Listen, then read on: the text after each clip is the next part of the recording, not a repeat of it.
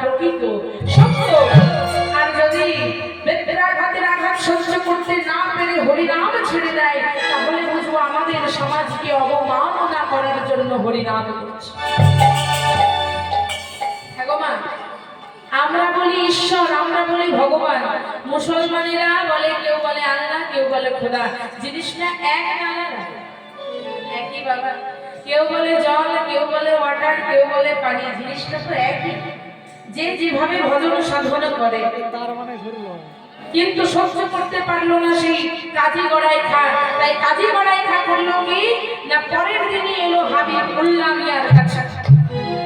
হাবিবুল্লাহ মিয়াকে বলছে, শোনো, তোমার ছেলে হারিস কৃষ্ণ নাম করে, হরি নাম করে, যদি ভালো চাও তাহলে তোমার ছেলেকে হরিনাম কৃষ্ণ নাম করা থেকে আটকাও, না হলে কিন্তু এর পরিণাম ভয়ঙ্কর হবে।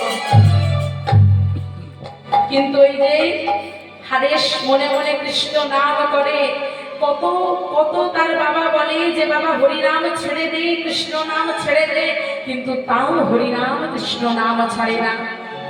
যখন হারেশ কিছুতেই কৃষ্ণ নাম ছাড়লো না, তখন কাজী গড়াই খা আর নবাব হোসেন শাহীর লোকেরা সবাই মিলে এলো, আর এসে হারেশের হাতে পায়ে দড়ি বেঁধে নিয়ে গেল নবাব হোসেন শাহীর দরবারে।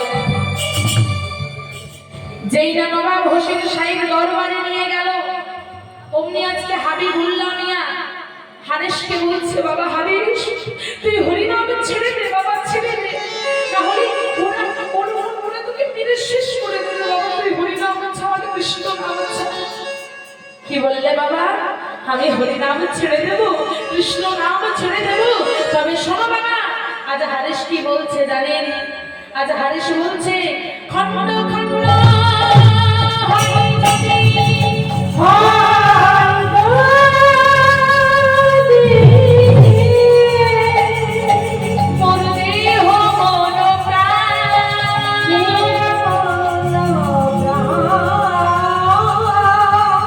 তথাপি না বদল হতে আমি না ছাড়িব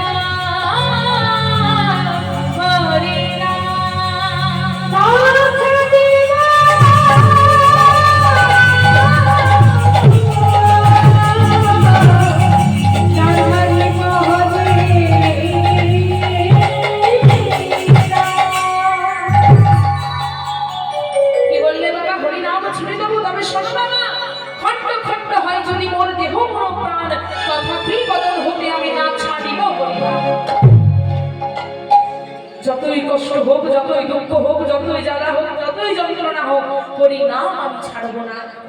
নবাব হোসেন শাহ বলছে, দেখো তোমায় ভালোভাবে বলছি, হরিনাম ছেড়ে দাও। আমি হরিনাম ছাড়বো না, কৃষ্ণ নাম আমি ছাড়বো না, তাতে আপনার যা করার আপনি বেশ, তবে আমার কাজও আমায় করতে হবে।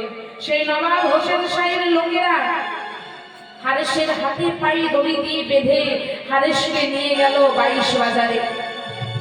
22 বাজারে একটি গাছের সঙ্গে হারেশকে বাঁধলো আর বেঁধে শুরু করলো বেত্রাঘাত।